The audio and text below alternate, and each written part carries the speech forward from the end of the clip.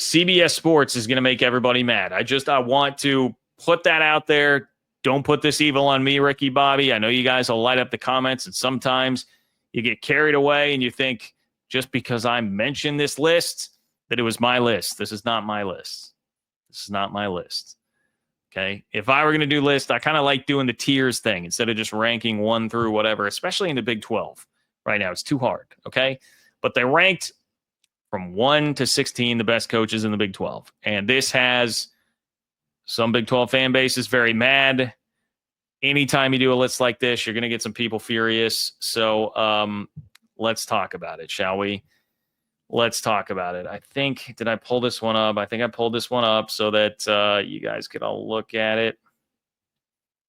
Nope, I didn't. I'm sorry, I didn't. Okay, I will rattle these off for you really quick. And then I'm going to get into my reaction to it. And we're going to establish like some parameters on how I will react to it. Because some of this, obviously everything is subjective.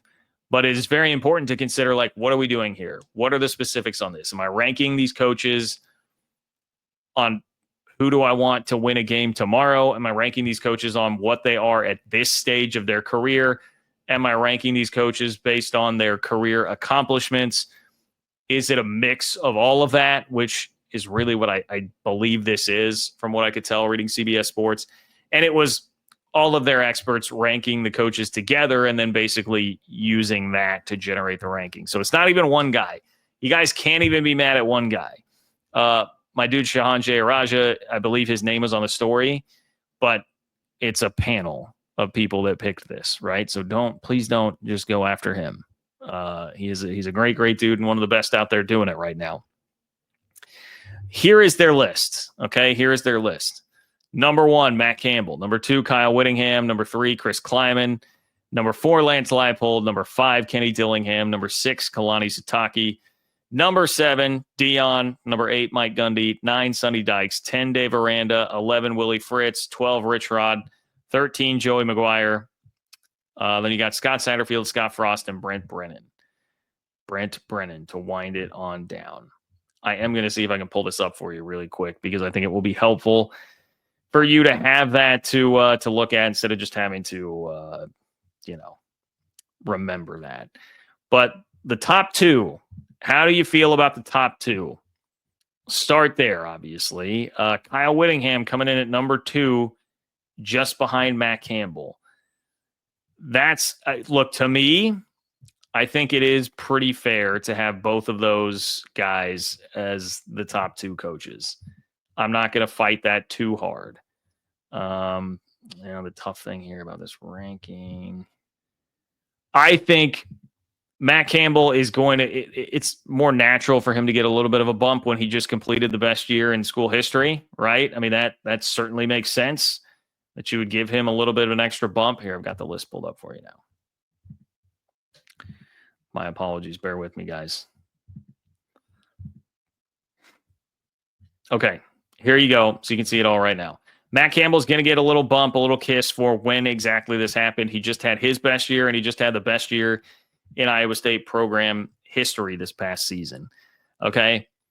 He is far and away the most successful coach in Iowa State history. I think that matters. That should factor in here. It's all relative. An 11-3 season at Alabama is going to be judged a lot differently than at Iowa State, right? That makes sense. So if we are combining, which again, I'm going with we're combining what they are now, who would I want to go win a game tomorrow, what their career accomplishments are. I'm cool with Matt Campbell being at the top of that list. I would also be cool with Kyle Whittingham being at the top of that list. If you said, hey, longevity should matter here, he's got more longevity. He's got, I would say, like more sustained higher highs than Matt Campbell. He also had to, take Utah into 2 different new conferences now. And obviously they had a bunch of success in the Pac-12. You can easily make a case for Kyle Whittingham as well. So 1, 2, I'm fine with it. And the only reason I would say like Chris Kleiman at number 3, I'm also fine with Kleiman being like, I would probably have him behind those 2 right now. He doesn't have the longevity that Kyle Whittingham does.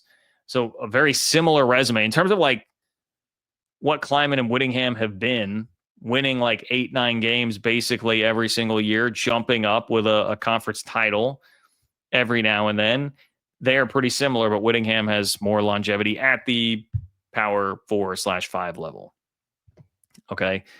So I'm cool with him dropping off there. And look, Matt Campbell has done it at a place in Iowa State historically more difficult. I mean, K-State in the line, we're at like, I know people will say, well, pre-Bill Snyder, John. Look, I was born the year Bill Snyder got to K-State. I'm 35 years old. It's been 35 years of pretty solid to good to sometimes very good football history for K-State. Bill Snyder himself won 11-plus games 7 times. Iowa State had never done it in school history until last year. That's a tougher place to do it, where Matt Campbell has done it, and he's won 4 of the last 5 against Klieman. So I'm okay with the way the list breaks down there. Leipold and Dillingham, I actually was kind of pleasantly surprised here. Much as I love Kenny Dillingham, and boy, do I. It's easy coming off of a year that he had where he gets that close to making the college football playoff semifinals. Very easy to just, we got to vault him up to like 1 or 2 or like something up there. I think good restraint here and pretty fair on Dillingham because we got to see it longer. And I mean, I think Dillingham probably is going to deliver on that, but we need to see it first before we actually do anything like that in the rankings. We can't get too crazy. You can have a 1-year wonder. That has happened many a time. Get a 1-year wonder. You can't get too crazy on it, even though Dillingham, I don't think, shows signs of slowing down. So Lance Leipold, Lance Leipold has had a nice long period of success over about, I guess we're at like, it's just going to be year 4 since the big breakthrough year. This will be the 4th season of it, plus the history that he had as a head coach at other stops. I think it's cool to have Leipold still above him there. Sataki and Dion, man, that's this is why I like tiers, because I would say that both of those guys to me are very similar in terms of like being on the same type of tier. I think they have both elevated their programs. I think that Dion obviously took over a program that was in a worse spot. He has not hit as high a high as what Kalani Sitake hit last year, punctuated obviously by a head-to-head win for Sitake in a bowl game. So it's hard to parse that directly. I'm okay if you want to put Kalani above Dion. I'd be okay if you want to flip-flop that and say Dion's job was harder. I think they're same type of tier. Now, Mike Gundy at 8, that's hard. I think it's harsh. Not only hard, I think it's harsh. I would have Gundy above Dion and Kalani Sitake for sure right now, just because of sheer career accomplishment, man. And I know I've been somebody who is pretty skeptical on Mike Gundy ever getting it back, ever recapturing the magic, and that this could really be the end. But I think you got to pay a little bit more respect to Gundy for the longevity here and what he's done. Not only longevity, but some high highs along the way. I'm not even saying I don't think Oklahoma State is going to be a great team this year. Could they be a bowl team? Yeah, sure. I don't think they're going to be much more than that, but I still would give Mike Gundy the respect of at least like number 6 on this list. At least number 6. Now we're entering the territory where, like, I saw some West Virginia fans very upset. Shout out to my guy, Mountaineer Paul. You should all go subscribe to his channel, Locked On West Virginia. Not happy with Rich Rod being at number 12. And as a knee-jerk reaction, like, I can definitely understand looking at it and being like, wait, like, number 12, hold up. If I were to look at this, I would say it seems fair. If you wanted to put Rich Rod between 8 and 10, I wouldn't fight you too hard on that. I guess really it's like 9 to 11, because I'm not going to put him above Mike Gundy. But if you want to argue Sonny Dykes, Dave Aranda, and Willie Fritz, I'll welcome that argument.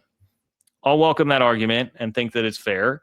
Look, Rich Rod's accomplished a lot. He won 3 or 4 Big East titles back in the mid 2000s, and he won 10 games and took Arizona to 2010. Would that have still been a BCS bowl? Won 10 games at Arizona in between a disastrous stretch at Michigan, and he was very successful at a lower level at Jacksonville State. So there's a lot more meat on the bone than, for instance, like Scott Frost's resume, which I think is appropriate at 15. I mean, 14, 15, 16, that all looks good to me. I don't think there's much argument there. But we're going to put Rich. It's been 11 years. 2014 was that 10-win season at Arizona. It has been over a decade since Rich Rod actually did have a double-digit win season at a Power 4 or 5 program. If we're just looking up the list, look, Willie Fritz has not done that. So again, I think Willie Fritz is a great coach, but if you wanted to move Rich Rod because of past accomplishments above Willie Fritz, I wouldn't fight you too hard on that.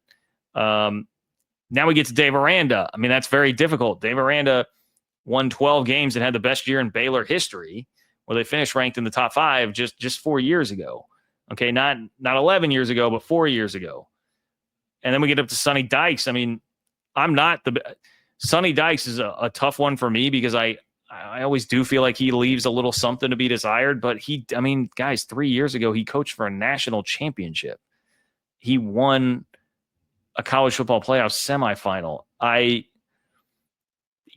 can't put Rich Rod over him just because Rich Rod had a great season in 2007. Like I can't do that. I can't do that probably. And I know I said, hey, I would listen to the argument. I would listen to the argument. I don't know at the end of the day I would do that. I don't think that's really respectful to Sonny Dykes, who also did win 9 games last year. So it's just, I think when you go piece by piece, coach by coach, I mean, it's a league with a lot of good coaches. Now you can say, hey, I've seen Rich Rodriguez be a top coach in a power, what would it have been like Power 6? Whatever you consider the Big East back then. In a power conference before, I've seen him be a top coach. I think he can do it again. Okay, perfectly reasonable opinion to have, but that doesn't mean that you can project into the future to rank where they are on July 27th of 2025. I just think that's the break that we have on all of that, right? Like that's the difference. Also, man, Joey Maguire, boy, that seems rough. Like the guy has been the most successful coach at Texas Tech since Mike Leach. And he's stuck at 13. The only guys he's ahead of are the 3 that I think are everybody would definitively rank 14, 15, 16 in the Big 12. And it seems tough and unfair. But again, when you start to look above, like who are you putting him above? To me, it underscores a couple of things. One, like Joey Maguire is a great recruiter. Nobody is denying that, but we're still waiting on him to deliver on the field up to the caliber of what the recruiting has been. The other point that I would really make here is it just really, to me, underscores the pressure that is on Joey Maguire to deliver this year with the roster that they have. Everybody's acknowledged, like, hey, uncle, we get it. You guys have money. You got a great recruiter at head coach. You have great facilities. You've got players here. You've got dudes. All right, we get it. But you need to go actually win more than eight games on the field. That's where everybody's at with Texas Tech and Joey Maguire, and I think that's reflected in these rankings here. So those are my thoughts. I'm sure you guys all agree 100%, not only with me, but with this list from CBS Sports. And shout out to Heartland College Sports for writing it out all like this so that I could have it on one screen here. Make sure you guys go visit Heartland College Sports as well. But that's what I got for you on the coaches. Maybe I will do a tier list here in the next month before we kick off the season.